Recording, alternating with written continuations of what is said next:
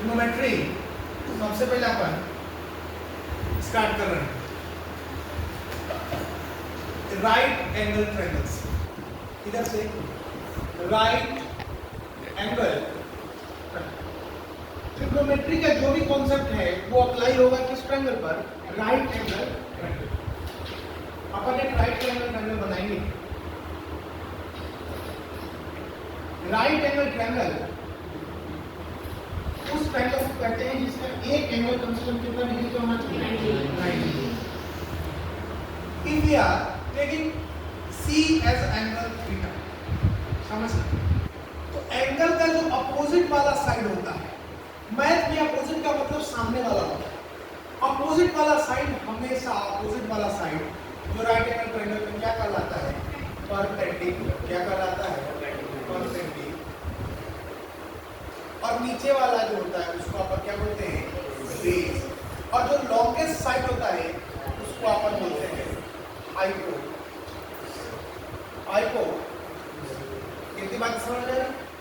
अगर एक और राइट एंगल ट्रायंगल हम लेते हैं, परपेंडिकुलर बेस एंगल के हिसाब से चेंज हो सकता।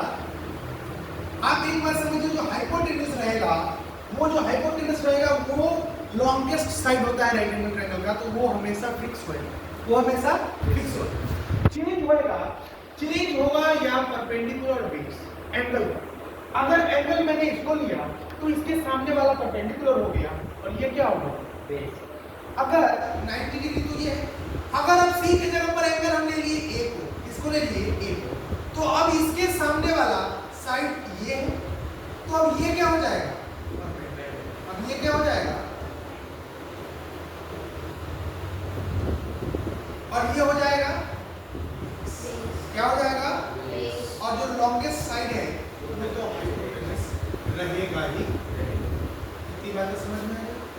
कितनी बातें समझ में आई? अब थोड़ा सा आगे बढ़ते हैं, एक थ्योरम के ऊपर चलेंगे। जिस थ्योरम का नाम क्या है? पाइथागोरस।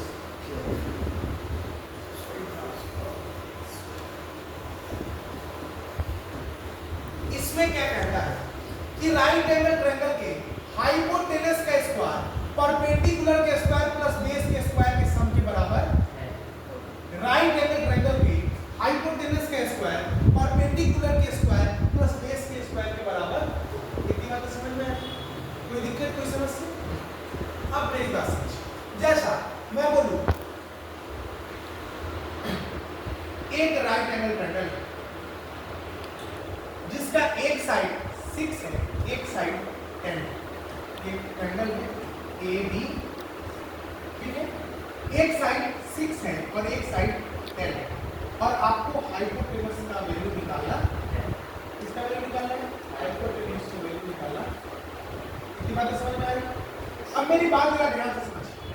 मैं बोला अगर परपेंडिकुलर बेस, अगर मैं एंगल इसको लूंगा तो परपेंडिकुलर ये हो जाएगा, बेस ये हो जाएगा। अगर एंगल में इसको लूंगा तो परपेंडिकुलर ये हो जाएगा और बेस ये हो जाएगा। परपेंडिकुलर बेस तो आपस में चेंज हो गए, लेकिन हाइपोटेनस हमेशा क्या होगा? मैं अगर आपको बोला हाइपोटेनस निकालना है तो यूजिंग कौन सा थ्योरम यूज करिए?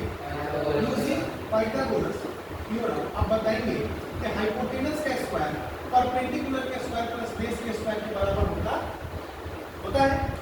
अब चाहे परपेंडिकुलर की जगह बेस हो जाए, बेस की जगह पर परपेंडिकुलर हो जाए, हाइपोटेनस तो हमेशा सेम ही होगा कि नहीं होगा? समझे कि नहीं समझे?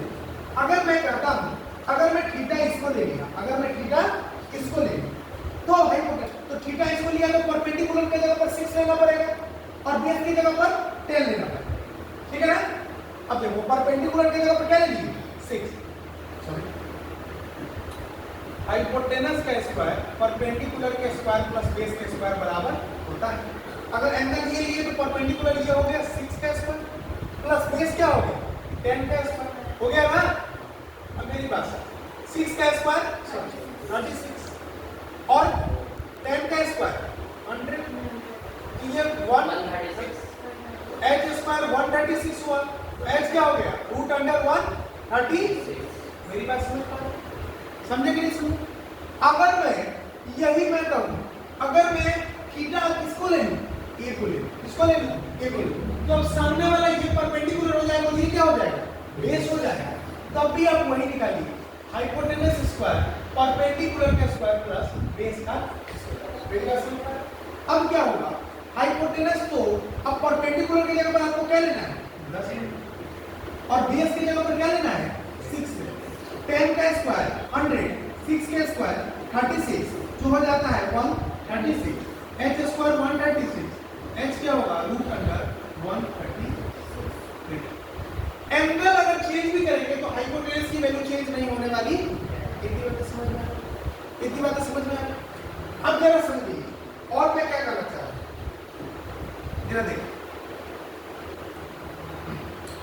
अब जो बात कर रहे हैं, अब बात करते हैं ट्रिग्नोमेट्रिक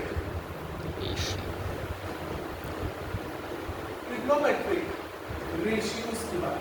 इसकी बात करते हैं, ट्रिग्नोमेट्रिक रेशियोज। मेरी बात समझ में आ रही है? अब एक चीज हमेशा दिमाग में रखे रहना कि राइट एंगल ट्रायंगल है, मैं ज्यादातर एक बात बता दे रहा हूं, वो मैंने समझाने के लिए कह दिया कि एंगल पर परपेंडिकुलर और बेस चेंज होगा। हम बेस इसी को एंगल मान के चल रहे हैं, समझे मेरी बात? इसको मान के चल रहे हैं तो ये अपना परपेंडिकुलर, ये अपना बेस और ये अपना हाइपोटेनस। ट्रिग्नोमेट्रिक रेशियो 6 होते हैं। एक होता है साइन, एक होता है साइन, दूसरा होता है कॉस, तीसरा होता है टैन, साइन का रेसिप्रोकल होता है कॉसेक, कॉस का रेसिप्रोकल होता है सेक, टैन का रेसिप्रोकल होता है कॉट। अब देखो हमने ये वाला एंगल लिया है, ये वाला एंगल कितना माने, थीटा। इस वाले सिंबल का मतलब क्या हो जाएगा, तो ये वाला एंगल माने, तो अब इस वाले के एंगल माने तो सब क्या क्या लगा है, sine theta, cos theta, tan theta, cosec theta, sec theta और समझ में कोई समस्या है? अब मेरी बात सुनो, थीटा के अनुसार आपको परपेंडिकुलर, बेस और हाइपोटेनस पता है बेटी? साइन थीटा जो होता है वो परपेंडिकुलर अपॉन हाइपोटेनस के बराबर होगा। साइन थीटा, इसको रेशियो बोलते हैं, क्या बोला, ट्रिग्नोमेट्रिक रेशियो। तो इसकी जो भी वैल्यू होगी किसमें होगी, साइन थीटा किसके रेशियो के बराबर होता है, perpendicular upon hypotenuse, perpendicular upon cos theta किसके बराबर होता है, base upon hypotenuse, base upon hypotenuse. Tan theta किसके बराबर होता है, perpendicular upon base, perpendicular upon base. ये मेरी बात, अगर आपको इस तीनों का पता है तो इस तीनों का आप बता दीजिए। साइन का रेसिप्रोकल है कॉसेक, तो p अपॉन h का रेसिप्रोकल क्या होगा, h अपॉन p। तो कॉसेक थीटा का रेशियो क्या होता है, h अपॉन p।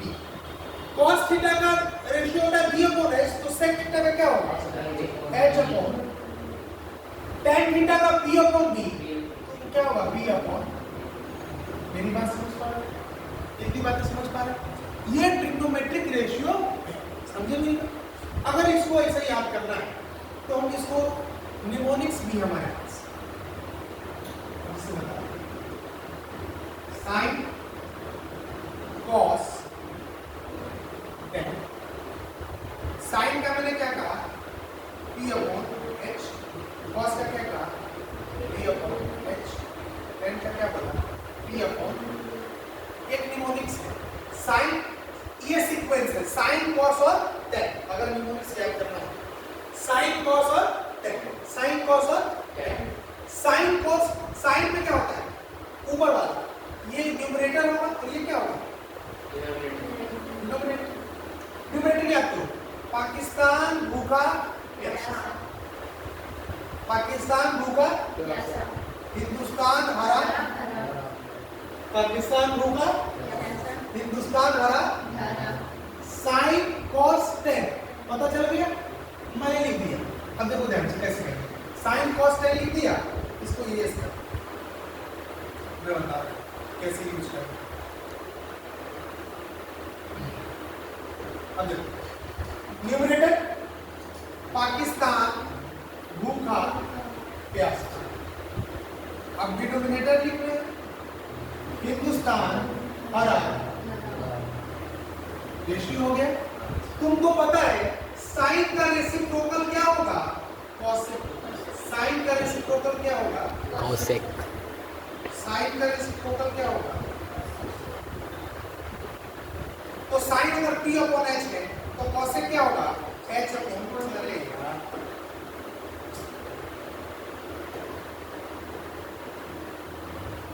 इतनी बात समझ में आ गई? अगर cos का रेसिप्रोकल क्या होता है? sec होगा, तो sec क्या होगा? h अपॉन b हो जाएगा। tan का रेसिप्रोकल क्या होगा? cot थीटा होगा, तो cot थीटा क्या हो जाएगा? b अपॉन इतनी बात समझ में आ गई? इस समस्या की ये आपको समझ में आ गया। अब आपसे कुछ प्रश्न पूछ सकता है।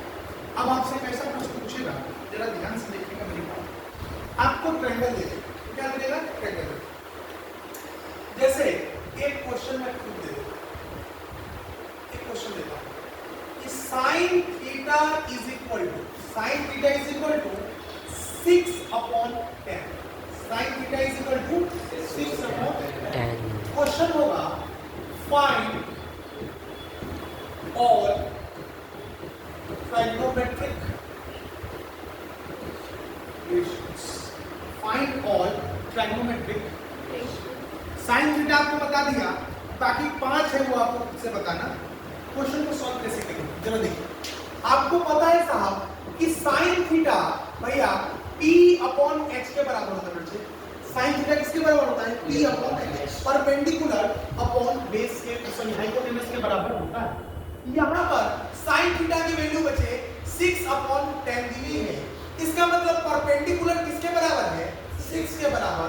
हाइपोटेनस किसके बराबर है? m के बराबर। आपको बाय पाइथागोरस, आप पाइथागोरस थ्योरम का यूज करेंगे। किसका थ्योरम का यूज करेंगे? Pythagoras theorem h square is equal to p square plus e square हो जाएगा बच्चे। हाइपोटेनस की जगह पर 10 है तो 10 का स्क्वायर, परपेंडिकुलर की जगह पर 6 है तो 6 का स्क्वायर, b का स्क्वायर बच गया।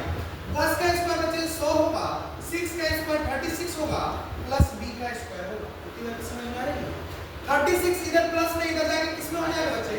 माइनस में, और ये हो जाएगा b का स्क्वायर। 100 में से 36 जाएगा, कितना बचेगा? 64 बचेगा। कितना बचेगा? 64 b के स्क्वायर, तो b कितना हो जाएगा? रूट अंडर 64 का रूट कितना होता? 8। तो b की वैल्यू कितनी निकल गई? 8। कितनी बात समझ में आ गई? अब ट्राइगोनोमेट्रिक रेशियो आपको बताना है, तो साइन तो दिया हुआ है, आपको बताना है cos थीटा, आपको बताना है tan थीटा, आपको बताना है sin का अपोजिट cosec थीटा, आपको बताना है cos का sec थीटा, आपको बताना है tan का cot थीटा। सबका रेशियो पर लिख लीजिए। cos का क्या होता है? Base upon hypotenuse. tan क्या होता है? Perpendicular upon base. cosec क्या होता है? Hypotenuse upon perpendicular. sec क्या होता है? Hypotenuse upon base. cot क्या होता है? Base upon perpendicular. अब आपको सारा कुछ पता है। आपको परपेंडिकुलर 6 ये भी पता है, हाइपोटेनस 10 ये भी पता है, और बेस 8 है वो भी पता है। बेस के जगह पर कितना लेना है? तो cos कितना होगा? cos होगा 8 अपॉन 10 हो जाएगा ना, 8 अपॉन 10। p कितना है? 6 और b कितना है? 8। इसका भी पता चल गया। हाइपोटेनस कितना है? 10। परपेंडिकुलर कितना है? 6। सेक में आपको हाइपोटेनस है 10, बेस कितना है? 8। कॉट में बेस है आपको 8, परपेंडिकुलर है आपका। सारा रेशियो बता देती 1 का पता है, आप सारा का बता। मेरी बात समझना, मेरी बात समझना। तो इसमें पाइथागोरस थ्योरम का भी यूज आपको करना पड़ेगा। कितनी बात समझ में आई? तो इसमें पाइथागोरस थ्योरम का भी बहुत महत्वपूर्ण योगदान है। कितनी बात समझ में आई? कैसे आप उपयोग करके सारा ट्राइगोनोमेट्रिक रेशियो बता सकते हैं।